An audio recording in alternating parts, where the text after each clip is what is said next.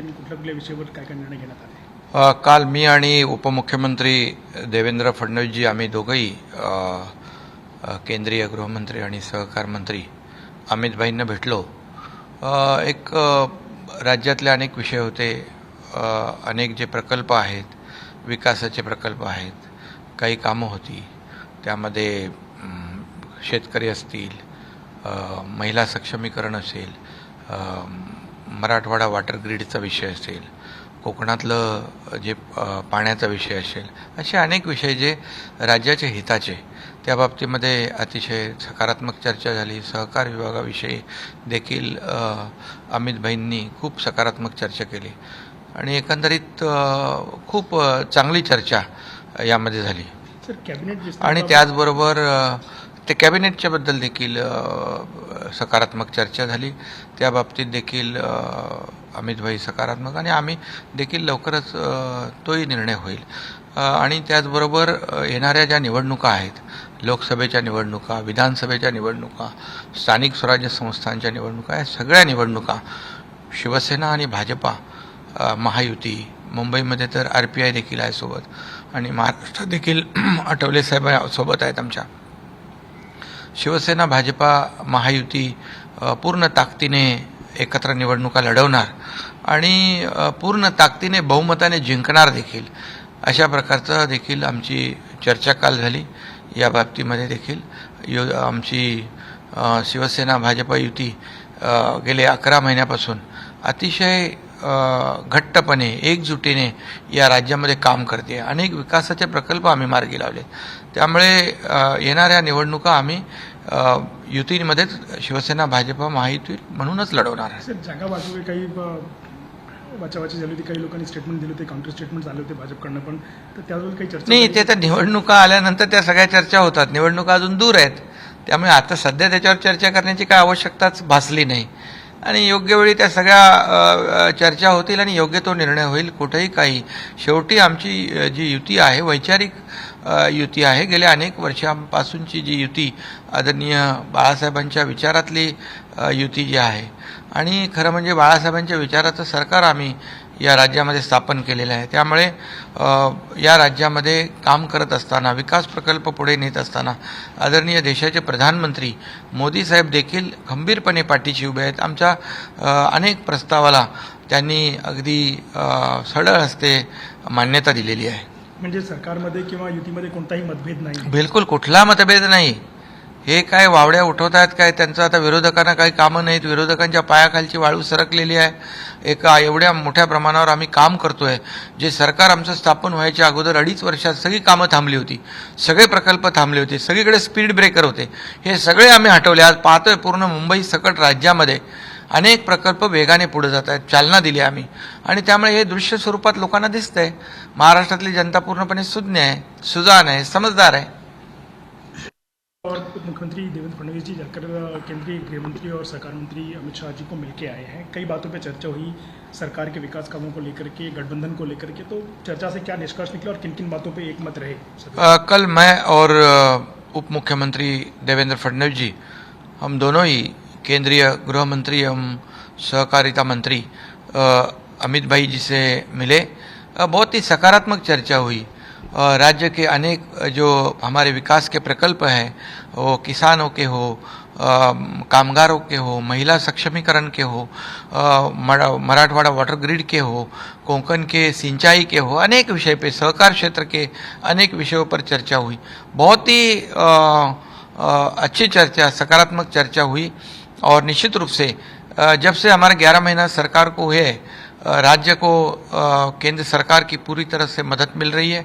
हमारे आदरणीय प्रधानमंत्री मोदी साहब की तरफ से भी हमें पूरा सपोर्ट मिल रहा है. पूरा वहाँ जो भी हमारे प्रस्ताव वहाँ जाते हैं उसको मान्यता दी जाती है और गृह मंत्री और सहकार मंत्री भी सहकार विभाग में भी बहुत विशेष रुचि ले रहे हैं और राज्य को बहुत ही सपोर्ट कर रहे हैं. सर, जहाँ तक गठबंधन की बात है तो चुनाव एक साथ लड़ने की बात को लेकर के और कैबिनेट विस्तार को लेकर के काफ़ी सारी चर्चाएं चल रही हैं कि कब होगा, कब तक होगा.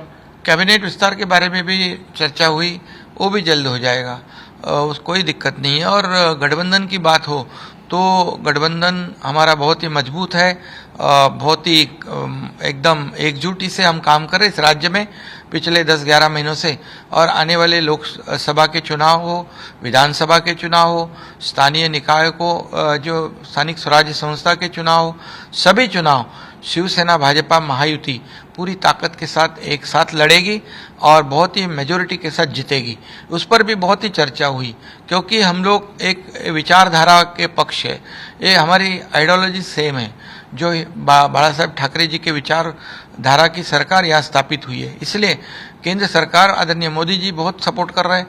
और इसलिए देख रहे हैं हम आप लोग की जैसे हमारी सरकार स्थापित होने से पहले 2.5 साल जो विकास के प्रकल्प रुकाए गए थे, स्पीड ब्रेकर डाले थे उसमें, वो सब स्पीड ब्रेकर हम लोगों ने हटाए। जैसे मुंबई के मेट्रो हो, बुलेट हो, ट्रेन हो, समृद्धि हाईवे हो, कई ऐसे MTHL के प्रकल्प हो, जितने भी प्रकल्प रुके थे उसे हम लोगों ने बहुत ही चालना दी, गति दी है और तेजी से ये सब विकास प्रकल्प आगे बढ़ रहे हैं। हम लोगों ने पिछले अभी जो बजट हुआ उसमें किसानों के लिए बहुत बड़े निर्णय लिए, कामगारों के लिए बड़े निर्णय, महिलाओं के लिए बड़े निर्णय लिए, सभी वर्ग सीनियर सिटीजन के लिए बड़े निर्णय लिए। ये सब जो निर्णय है ये लोगों को पता है, ये और महाराष्ट्र की जनता बहुत ही जानती है, समझती है। पूरी तरह सुजान हमारी महाराष्ट्र की जनता है। निश्चित रूप से हमारे गठबंधन बहुत ही मजबूत है और इस गठबंधन आने वाले सभी चुनाव, लोकसभा, विधानसभा, स्थानिक स्वराज्य संस्था, ये सभी चुनाव जो है महायुति एक साथ लड़ेगी। और फिर एक बार कहूँगा, जो हम लोग काम कर रहे हैं इस बलबूते पर महाराष्ट्र की जनता पूरी तरह से मेजोरिटी के साथ ये महायुति को विजयी बनाएगी। लेकिन कुछ दिनों पहले कुछ बयान आए थे जहां सीट शेयरिंग को लेकर के बयान दिए गए थे और कुछ मतभेद की बात विपक्ष के लोग लगाने लगे थे कि अब सौतेला व्यवहार हो रहा है, ऐसी चर्चा भी हो गई थी। तो सब कुछ सुलझ गया है। विपक्ष का तो दूसरा काम ही नहीं है, उनको तो टीका टिप्पणी करनी है, गलत सलत कहना है, गुमराह करना है, लोगों की दिशाभूल करनी है। लेकिन हम उन पर ध्यान नहीं देते, हम काम के ऊपर ध्यान देते हैं। उनको आरोप करने दो, हम कामों से उत्तर देंगे। और निश्चित रूप से अभी तो चुनाव बहुत दूर है, तो अभी इसके ऊपर चर्चा करने की आवश्यकता ही नहीं। जब चुनाव आते तो सब चर्चा होती है और हमारी विचारधारा एक होने की वजह से हमारे में कोई मतभेद ना है, ना रहेंगे। सरकार को 11 महीने हो गए, कैबिनेट विस्तार को भी 9 महीने से ऊपर हो गए लगभग, लेकिन कैबिनेट विस्तार उस पे समय सीमा कोई बताने को उस पे भी चर्चा हुई है, वो भी सकारात्मक है, वो भी जल्द हो जाएगा। ज्येष्ठ अभिनेत्री सुलोचना जी यांचं काल निधन झालं, त्याविषयी त्यांना राजकीय सन्मान देण्यात काल सुलोचना दीदींचं आकस्मिक निधन झालं। चित्रपट सृष्टीतील वात्सल्य मूर्ती हरपल्या आहेत।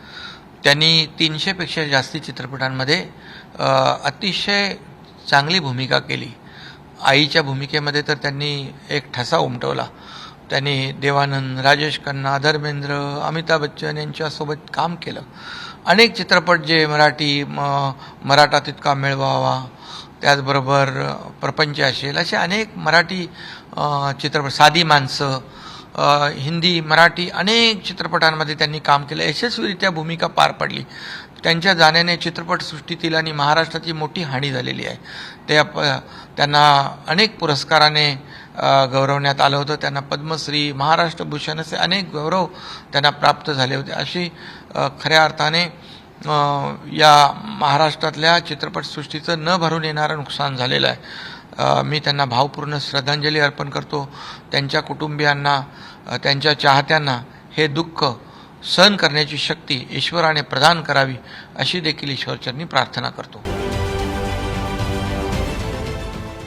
देश विदेशातील प्रत्येक घडामोडींचे लाईव्ह अपडेट मिळवण्यासाठी आता साम टीव्हीच्या सर्व सोशल मीडिया प्लॅटफॉर्मला लाईक, फॉलो आणि सबस्क्राईब करा। तसंच सर्व नोटिफिकेशनसाठी बेल आयकॉन प्रेस करायला विसरू नका।